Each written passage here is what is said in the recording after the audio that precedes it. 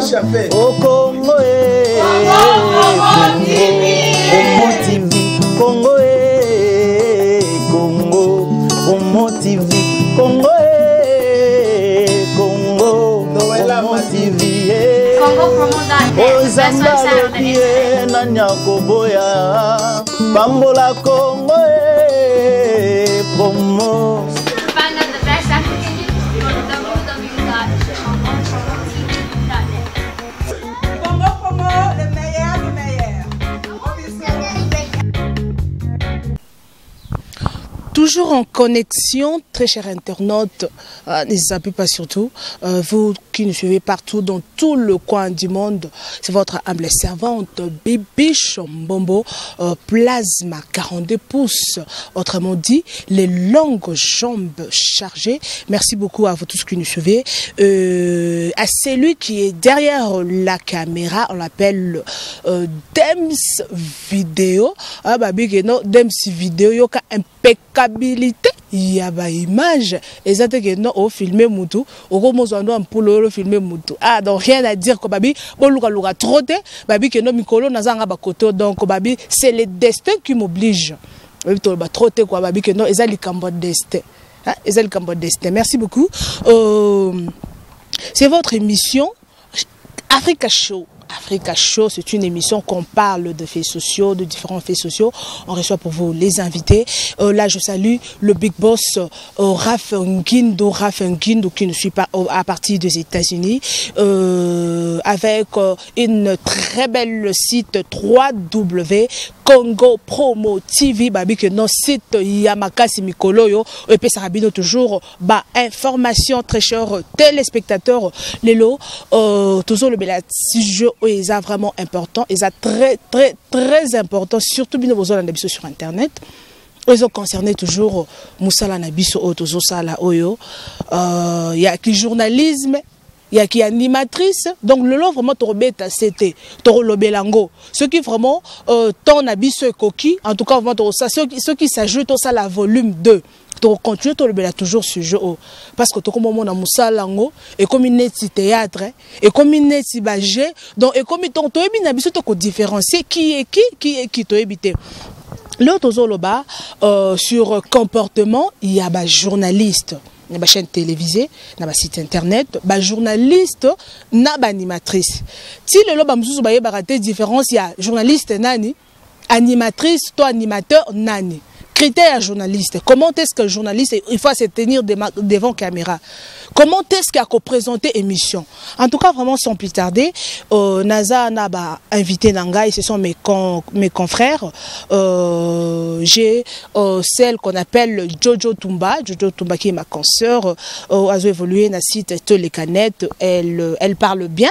Jojo Tumba. Bonjour à toi, Jojo Tumba. Bonjour, Bibi Mbombo. Ok, de l'autre côté, j'ai celui qu'on appelle Babi l'homme du moment, Babi Oyakoningsa Jobo, Soro Boy, Ofandi Nayo, Babi Moussalandelo Bakwa, Patou, bonjour à toi Patou. Bonjour, Balobi Yonde Plasma, Basangana Baye Belé, merci. Merci beaucoup. Donc, ton bêta vraiment, ton bêta notre la vérité. Biso tozo la vérité, c'est que tozo chrétien mutute, tozo bana mutuma bête, tozo finga mutute, tozo lo bande vérité ya musala. Tozo ba vérité ya musala, to banda non na question na biso na vente kota non na kati ya profondeur ya masolo, na kati ya fond ya sujet na biso, to banda non et pas ya partout, yo oza journaliste. Je ne sais pas, animatrice. On peut s'habiller nos différents parce que tu viens de l'IFASIC. Ah, tu viens de l'IFASIC. On peut s'habiller qui est un journaliste. Ouais. Merci Plasma. Définition d'abord. Un journaliste, c'est qui? Toute personne capable de vendre sa compétence journalistique est capable de défendre ce qu'il a fait comme étude. Moi, je dis ceci. J'ai l'habitude de dire, il y a une grande différence entre animateur ou animatrice et journaliste. Moi, je fais l'IFASIC. Il y a plusieurs sortes de journalistes, il y a plusieurs catégories. Nous avons des journalistes et caméramens. Nous avons des journalistes et photographes, comme Torga Photo que je salue en passant. Nous avons des journalistes et reporters. Nous avons des journalistes présentateurs des émissions. Il y en a plein, il y a tout un liste comme ça. Moi, je suis chroniqueur, je fais souvent la chronique culturelle. Je suis journaliste de formation. J'ai fait l'IFASIC. C'est un peu ça. Alors, quelle est la différence entre journaliste et animatrice? Animatrice ou animateur, c'est celui qui présente ou anime des événements publics, des réunions, des conférences. Ça se limite par là. Un journaliste, donc, son rôle est vaste, un journaliste. Un journaliste peut animer, peut présenter. Un journaliste n'a pas de limite. Tandis qu'un animateur ou une animatrice a des limites. C'est un peu ça. Ok, merci très chers téléspectateurs, toujours en connexion. Ne zappez pas, on continue avec notre émission. Passons la parole chez notre consoeur, on l'appelle Jojo Tumba. Est-ce que tu peux nous donner les critères, quel est le critère d'un journaliste? Merci beaucoup Bibi Chimbombo, je suis vraiment très ravie de me recevoir sur les plateaux.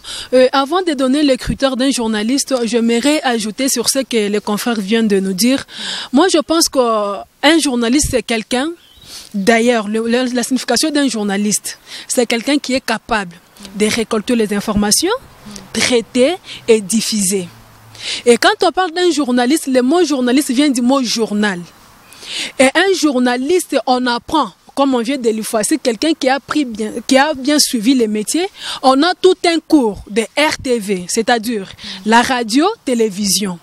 Alors, un animateur ou une animatrice, c'est quelqu'un qui se limite justement à l'animation, animer les événements, tout consort. Vous voyez, c'est ça la différence entre un animateur et un journaliste. Un journaliste, c'est quelqu'un qui récolte les informations, qui traite et qui diffuse. Et là, tu trouveras les journalistes reporters, c'est-à-dire un journaliste reporter caméraman lui-même, il est sur le terrain, il prend les images, il récolte les informations, il vient, il traite. Et il y a aussi un journaliste présentateur du journal. Parce que ce n'est pas tout le monde. Présenter le journal ou présenter une émission télévisée, ce n'est pas donné à n'importe qui. Tu trouveras un journaliste présentateur d'une émission. Donc c'est quelqu'un qui est spécialisé pour l'émission. Avant de présenter une émission, on l'appelle comment? Animateur. Non, ce n'est pas un animateur, c'est un journaliste présentateur d'une émission. Vous comprenez? Donc c'est quelqu'un qui est capable d'élaborer les cahiers de décharge. Vous comprenez? C'est un peu ça, c'est ça la différence entre un journaliste et un animateur. Alors les critères aussi d'un journaliste, un journaliste doit être modèle. C'est ça qu'on nous a appris. Nous les autres, c'est pour cela, c'est ça l'avantage même d'apprendre les métiers. Un journaliste doit être modèle. L'habillement compte. Un journaliste doit savoir comment se tenir devant la population. Un journaliste doit savoir comment, d'ailleurs, les critères d'un journaliste doit avoir les dictions. Un journaliste doit avoir les dictions, un journaliste doit avoir les compétences, un journaliste doit être télégénique, aussi ça compte. Un journaliste doit avoir, on peut parler aussi de la voix. Tout ça, ce sont les critères journalistiques. Tout ça, ça fait la compétence et ce qui fait même le journalisme. Ok, merci beaucoup Jojo Tumba, ta réponse. Passons la parole à notre confrère Patou. Est-ce que tu peux nous donner les rôles d'un journaliste ou d'un animateur? Moi, je ne parlerai pas d'animateur parce que je ne connais pas bien vraiment. Moi, je suis journaliste et je dois parler. Journaliste. Les rôles d'un journaliste. Pour faire un bref exposé, je dirais, un journaliste, son rôle, c'est de défendre ce qu'il a appris. Son rôle, c'est de défendre ce qu'il a appris. C'est-à-dire quoi? Moi, je suis chroniqueur culturel, comme moi je suis là. Je me suis basé dans la chronique culturelle. Je dois savoir ce métier du début à la fin. Je dois maîtriser cette chronique-là. Si je m'égare, même ceux qui ne connaissent pas ces beaux métiers du journalisme sauront que non, pas tout, c'est égaré. Donc je dois maîtriser mon boulot. Ça, c'est un professionnalisme. Je dois maîtriser ça.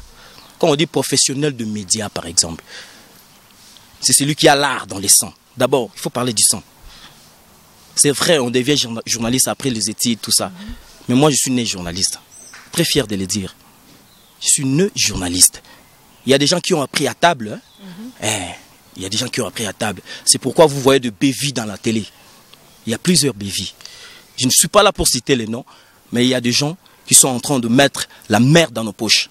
Nous qui exerçons ce beau métier avec appétit, avec professionnalisme. On dirait que tu es en colère. Non. Il doit être en colère parce qu'aujourd'hui c'est déplorable. Moi je me dis, comment tu t'appelles journaliste mais tu ne sais pas les rôles d'un journaliste. Ok, merci Jojo, nous allons arriver. Donc c'est ça même le vif du sujet. Donc je vous signale que notre émission est bilingue parce qu'il y a beaucoup de gens qui nous suivent. Donc on ne doit pas être focalisé seulement dans le français. Donc c'est bilingue pour que tout le monde aille le message. Donc là je salue celui qu'on appelle Gilles Batal, animal d'origine, l'invertébré veut dire Mouchopi quoi. Donc Big Zuzubi à toi, sans oublier à mon beau-frère René Assani, Babi Lipa Safali, Babi camarade Jack Boer, Babi Dempsey vidéo, donc toujours en connexion. Merci beaucoup. Donc continuer toujours na émission na biso quand de toujours le bado émission bilingue vraiment pour nous permettre Montunion soit vraiment à capter message facilement tout quand vraiment na vif il y a sujet na biso toujours le bela surtout les comportements il y a ba journaliste il y a ba animatrice tout le bela nanu. Parce que surtout na site internet biso à l'extérieur il y a mboka en Afrique du Sud évolué biso émission totale sur internet. La plupart des émissions tous en sur internet et puis na basi dit ce que toujours le comportement oyo eza na kasi ya musala na biso oyo comme confusion. Mutu mususu afandi na ye asala rane le côté atalika rabe tende na zabo ngape na zu caméra lelo na comme journaliste lelo na comme animatrice donc ba mususu bazoya pour na ko se faire voir qui ça va bien à bango, qu'on s'exposer. En tout cas, tout ça, toujours débattre en na ba confrères et consoeurs nangai. Je ne sais pas, pas tout. Namoni ozana kanda makasi concernant makambo vraiment. Même si pasola baloba pasola olbani pasola tout pasola nini. Patouchi est mon membre de l'Académie française, le vision de mon pays, la racine pivotante, l'arbre journalistique, les propos tenus n'engagent que membre moi-même. Donc, dans l'habitude de Oloba.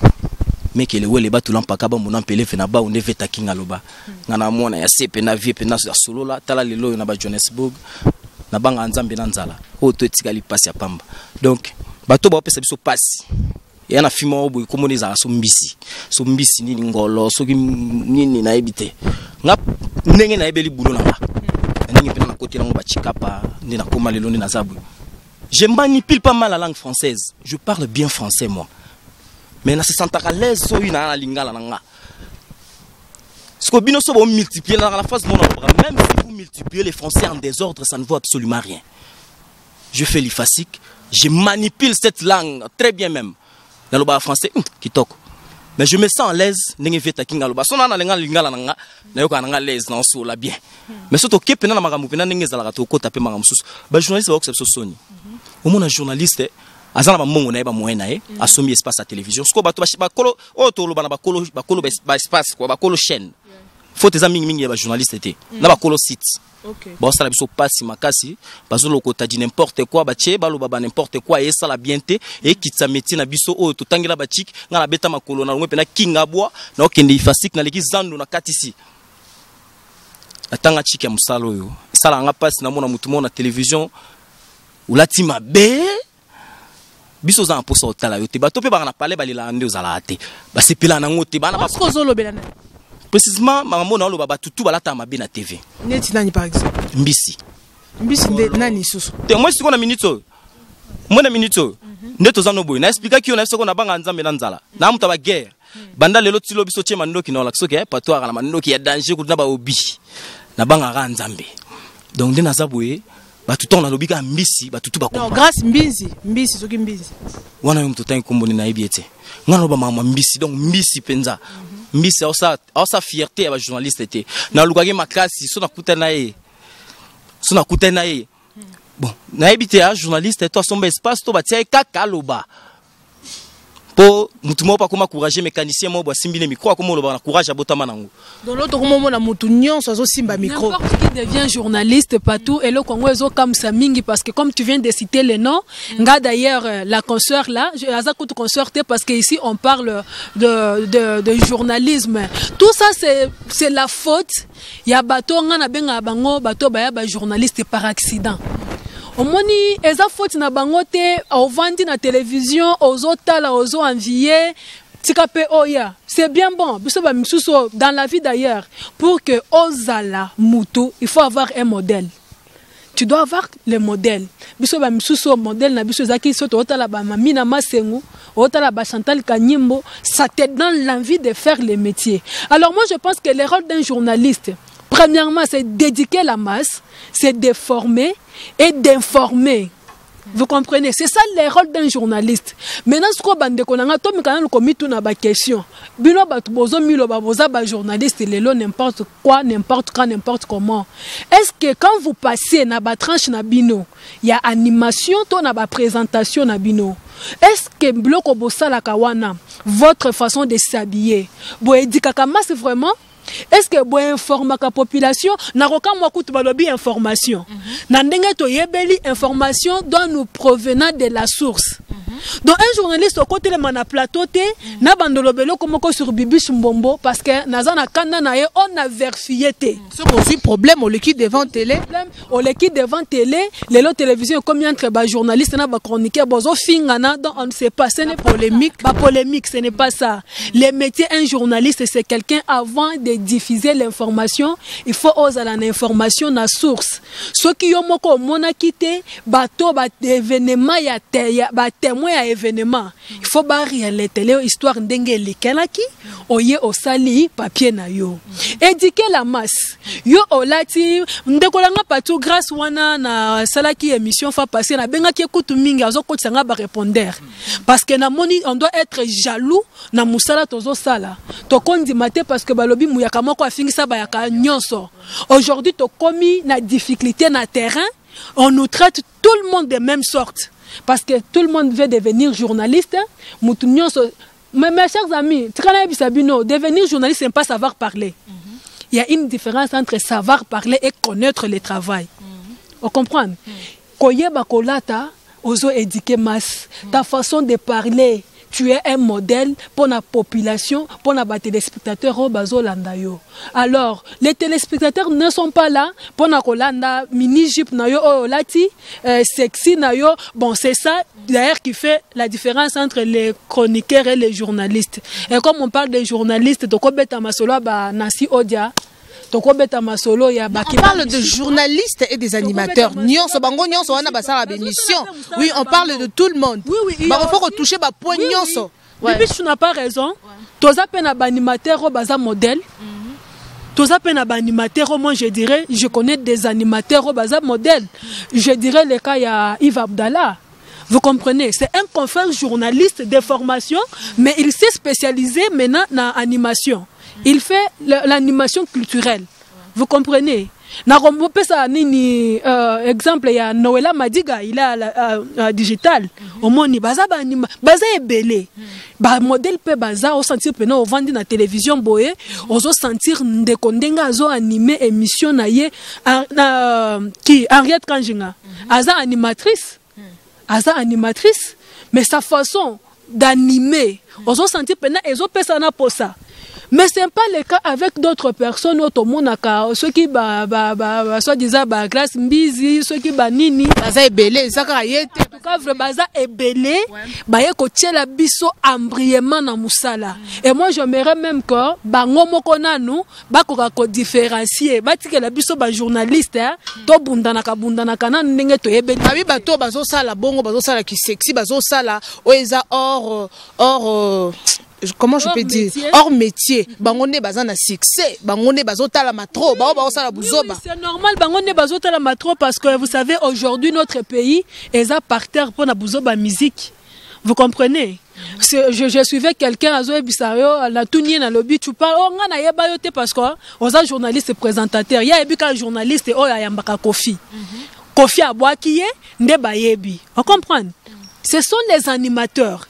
Alors nga na osenga na bandeko na biso ba animateur, bandeko na biso ba animatrice, boyeba musala bozo sala, bo respectaka musala na bino et puis bo éviter pe ko bebisa musala kokota na cha ba tumsus pour que tous la traiter biso nyonso de même sorte na bino. Alors pas tout aux ces paroles pas nayo, est-ce qu'au kokoyi sabiso tendance ya journaliste animatrice tout le bela oh nyonso en fait moto azo présenter émission azo présenter journal nyonso tozo loba comme tendance nego za landenge nini.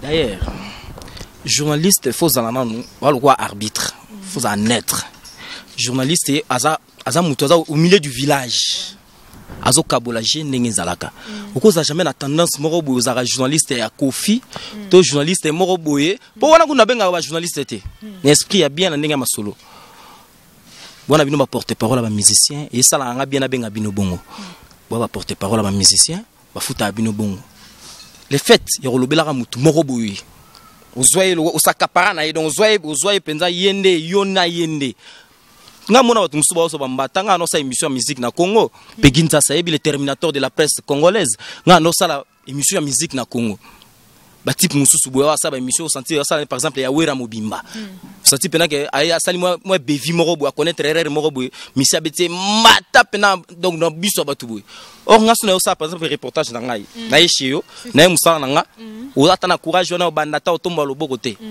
po esimba tamukete banda lelo tilobi na ndinga Kongo siko na matadiki bala donc esimba te po métier na ngai na yele kozwa image na yena zo image na sa musala na nga mais soki ba binga par exemple na lobelaka makambu ya Vital Kamerhe to na lobelaka makambu ya Oben Minako par exemple donc wana bulukela kombo s'il vous plaît po be nga journaliste te bulukela kombo bopesanga ponde na zabo biso za tendance to se pencher kaka na se cramponner kaka na mutu moko te na za wana na lobela makambo na bina sa chronique culturelle donc on est dans la traîna culture tous les cas na nzela nango comprendre et l'autre sala awa to sala na site ya makasi na liga télé 24 live l'autre sala ka za vente de compétences to tekaka maele na biso moni maele ba teka ngo ya l'art maele yo basomba ngo na l'art oteki maele na ona chaîne moko boye ba peso mais que le fait ya resomba ka ba espace ezoboma métier na biso makasi neti moi ça fabrikas a journaliste moi ma mususu to linga loba na te to linga loba liboso caméra te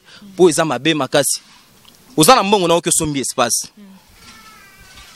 na par exemple po so to tanga ka mbisi ezageza mabe ba Karine Mokonzi bazali o ba détruire oh na pas au détruire bien sûr que oui vous comprenez azan mbongo na par exemple abetaki matolo na so za peso pe ndenge na ebité akia sombi espace ya télévision ou s'afficher na ba clip ya ba musicien mal habillé ou tekinzoto na yo tekinga bengo journaliste s'il te plaît maman wa bien limbisanga en tout cas ngaza poso tangela ngana ba journaliste bazo baby sa musala ba animatrice o bazo baby sa musala chose grave bébé c'est pas tout na kata yote o komona muto azo sala émission bongo soit disant journaliste parce que tout na kana nuté avant qu'on sala l'émission tant que journaliste un journaliste doit avoir les cahiers de charges na ye ezanini mutozo ya seulement parce que na moni bibish mbombazo sala émission tikanga po bien po na yebi na nga koloba na zui micro na bandi na nga ko sala émission opo bala kisinga ka ko finarek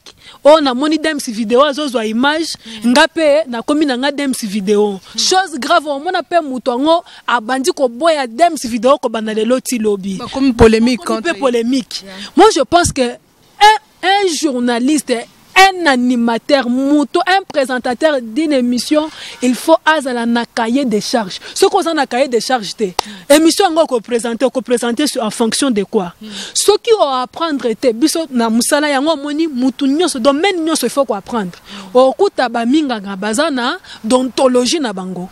Biso pe na métier na biso tozana d'ontologie.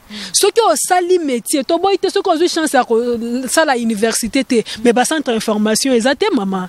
Kende ba yebisa yo comment tu peux poser la question parce que nous on nous a appris je ne peux pas me mettre yana bando tout na mutu nyonso question oliaki nini lobby information moko nonsense. Yebsa oh na yoka ki mususu azole bana mutu oh papa oza big boss. Yebsa biso nanu mbongo ozi wana olalika boy olamuki. Ça quelle information? Les téléspectateurs ont besoin d'être informés. Bazan a besoin de questions pertinentes. Les réseaux tout na mutu so ki alaki nini lobby. Quelle est l'information? Na owana kolia nini lobby information eza wapi? Bande konanga botika ko bebisa métier et puis ba chef ya ba entreprise bozo sal. Bon yango ba chef na biso ya ba entreprise, ba DG ya ba site internet, ba directeur ya programme. Bozo sal la biso mabe.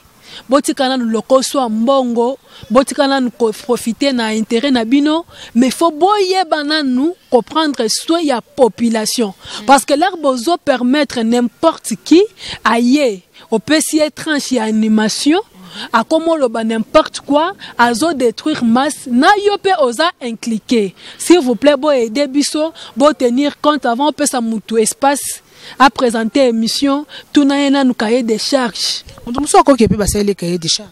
Bon bah quoi ça le cahier des charges des problèmes est-ce qu'on a des difficultés au moment tozana ngona terrain de BBC Mbombo. Journaliste azana plateau, animateur azana plateau, azoye ba ko poser question té. On sentir invité azana bloc wa koloba. Mais moyen ba poser question ya malonga ezate. C'est ça. Ok, Jojo Ntumba, vraiment, donc on continue. Donc on a moni ma solaire au sol ezebele concernant ce sujet nabiso. Mais prochainement, donc on compte vraiment approfondir. Ce qui s'agit il s'agit que tout ça là 5 volumes, 6 volumes pour un sujet au tokoloba. Pour ça on peut faire bon gâte. Au fond d'accord oh, bon tu connais accès. Tu consommes mutuka. Oh, asombindaku. Oh, omoni sapato yo, caméra, zoboye, sapato, omoni oyo, yoji yamba moto, omoni la moza kati. Wana eza information, to eza publicité. En tout cas, pas tout, je ne sais pas ce que vous avez vraiment la mode de la fin parce que tous chuté pour Nathan yo ebikaka, émission ou internet, émission d'émission ça vraiment les temps c'est de l'argent. Okay. Donc un mot de la fin. Ouais, nangana signaler ka lo moko. Tozangana lo mo boina journalisme bien la technique d'entrer en possession de l'information. Tokina na dem si vidéo nzambe na bango banda le loti lobby na aéroport. Tokuma na aéroport nakutana batu basala 25 ans na mboko yo. Bazonga na micro na maboko na bango, baluba eloko te ka cameraman na filma. C'est-à-dire na l'équipe bino na kala na mutema be. Est-ce que lo na laksa bino na l'équipe bino yangwana? On se bino de banani. Te ba umela na mboko. Ne banani tanga bako. Oh tu bazana na aéroport na longoli mutute. Tanga tamoro. Non, oh. Boy no polémique, boy no makam. Boy ba beta. Telaga mboko vraiment liberté à na ngoto lo balabiso. Mais to lo balabiso donc ce ko ba chiki wana ce ko za bien ndinga nga za na petit lo bango na mona ifasik. Ya kosamba te. Et ça là nga bien. Na bima na simanda kote na mécanicien te na mona istate. Na mona ifasik. Ce qu'on a ça musalo na tengela classe. Ya on a ça là on a appétit na amour donc na professionnalisme. Vente des compétences à l'échelle internationale. Il y a un sala. Na yena Johannesburg, na osa musana nga. On a teka maele libanda mboka siko ta degré. Donc, to comme na biso na suka comme obi comme na suka quand même. On a émission elle le po sujet oyo donc et s'il na tema morloba ezebele to continue mais pour na lelo. Pour na lelo comme to comme na biso na suka. Émission ezolanda wana ezoya to yana ba cahier et to yana ba papier du pikatenga linga to yepeta to chawa. To bandi ko cahier de charge mutomta ko mano cahier de charge. Pour ça la bien pour tozoye bana terre moko différence ama ina mafuta mutaibola mbate donc to comprendre ngoto to cha papier wa to bandi sko na si bosiliki mabede ko mama ba cahier de charge. Pena to yebana ka ko BBC faut pena to yebana ka donc parce que musale koti pena poto ekoti et chose grave okuta mutoko toza mayele loba patou a uti na ifasi par exemple moi Jojo Ntumba je suis vraiment trop fier et puis na sepelaka na lobaka dire merci pour pesanga professeur ya RTV Dilubenzi Félix Dilubenzi donc azo peso cours RTV tu es vraiment un journaliste au moins la mutu mususu a telemi a chete mena Jojo Ntumba bona boy na ngate temene bo mabango mais bazaka ongai ondengai boy ongai boy yakande to tuna yo quelles sont les 6 références et là comme souci on a BBC tant moko c'est papa en tout cas vraiment question ya référence journalisme des bases ya journalisme mais motoye bisi question ya référence tu es quel genre de journalisme on a animateur aux animateurs ya wapi ya boko songa na ba Congo boko natana ba bandundu ko botike la biso musala please. En tout cas vraiment très cher internaute makamorloba eza ebele eza vraiment ebele donc na mona pas tout ezoya mais en tout cas pour na lelo vraiment to suki wana Donc prochainement, semaine prochaine, peut-être, tu auras la deuxième volume. Il y a émission Nabiso, moi dédicace, babi que non, oh biso to bois karaté, hein? Moi mbote kaka.